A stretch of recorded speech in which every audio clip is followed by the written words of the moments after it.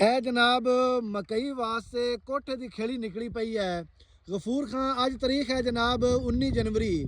ਹੁਣ ਮਕਈ ਸਿੰਗਲ ਖੇਲੀ ਤੇ ਲਾਵਣੀ ਚਾਹੀਦੀ ਹੈ ਕਿ ਕੋਠੇ ਵਾਲੀ ਮਕਈ ਲਾਵਣੀ ਚਾਹੀਦੀ ਹੈ? ਮਕਈ ਤਾਂ ਅਸਲ ਲਾਵਣੀ ਚਾਹੀਦੀ ਸਿੰਗਲ ਖਾਲੀ ਤੇ। ਅੱਛਾ। ਚਾਹੇ ਫਰਵਰੀ ਹੈ ਚਾਹੇ ਜਨਵਰੀ ਹੈ, ਅੱਛਾ, ਚਾਹੇ ਮਾਰਚ ਹੈ। ਅੱਛਾ।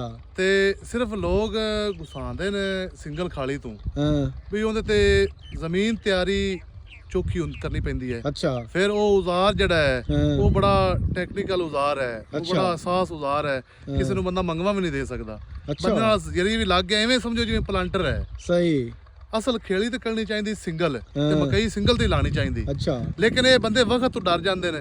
ਕੋਠਾ ਚ ਇਹਦੇ ਤੇ ਹੁਣ 2 ਸੀਆਂ ਲਾਓ ਤੇ ਕੋਠਾ ਬਣਾ ਦਿਓ ਬਸ। ਹਾਂ ਜਿਵੇਂ ਇਹਨੇ 2 ਸੀਆਂ ਲਾ ਦਿੱਤਾ ਹੁਣ ਕੋਠੇ ਉਹਨੇ ਕੱਢ ਦਿੱਤੇ ਨੇ। ਹਾਂਜੀ ਬੇਸਿਕਲੀ ਸਿੰਗਲ ਤੇ ਲਾਉਣੀ ਚਾਹੀਦੀ ਸੀ ਖਾਲੀ। ਜਿਹੜੀ ਵੀ ਤੁਸੀਂ ਮਕਈ ਲਾਓ ਨਾ, ਚਾਹੇ ਦਸੰਬਰ ਵਿੱਚ ਲਾਓ ਚਾਹੇ ਤੁਸੀਂ ਜਨਵਰੀ ਵਿੱਚ ਲਾਓ, ਫਰਵਰੀ ਵਿੱਚ ਲਾਓ, ਮਾਰਚ ਅਪ੍ਰੈਲ ਵਿੱਚ ਲਾਓ, ਸਿੰਗਲ ਖਾਲੀ ਲਾਣੀ ਚਾਹੀਦੀ। ਅੱਛਾ ਪੈਦਾਵਾਰ ਦੀ ਗੱਲ ਕਰੀਏ ਇੰਦੀ ਜ਼ਿਆਦਾ ਪੈਦਾਵਾਰ ਆਂਦੀ ਹੈ ਕਿ ਸਿੰਗਲ ਖੇਲੀ ਵਾਲੀ ਦੀ? ਸਿੰਗਲ ਖਾਲੀ ਵਾਲੀ ਕਿੰਨਾ ਕੁ ਫਰਕ ਪੈ ਜਾਂਦਾ ਹੈ?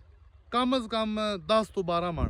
ਅੱਛਾ ਇਹ ਕਨਫਰਮ ਹੈ। ਲਓ ਜੀ ਇਹ ਗਫੂਰ ਖਾਨ ਦੀ ਰਾਏ ਹੈ। ਉਹ ਆਂਦਾ ਸਿੰਗਲ ਖੇਲੀ ਤੇ ਮਕਈ ਲਾਵਣੀ ਚਾਹੀਦੀ, ਕੋਠੇ ਤੇ ਨਹੀਂ ਲਾਵਣੀ ਚਾਹੀਦੀ। ਤੁਸੀਂ ਕਮੈਂਟ ਵਿੱਚ ਦੱਸੋ ਖਾਂ ਬਈ ਇਹਦੀ ਵਾਕਈ ਗੱਲ ਸਹੀ ਹੈ ਕਿ ਕੋਠੇ ਤੇ ਹੀ ਲਾਵਣੀ ਚਾਹੀਦੀ ਹੈ?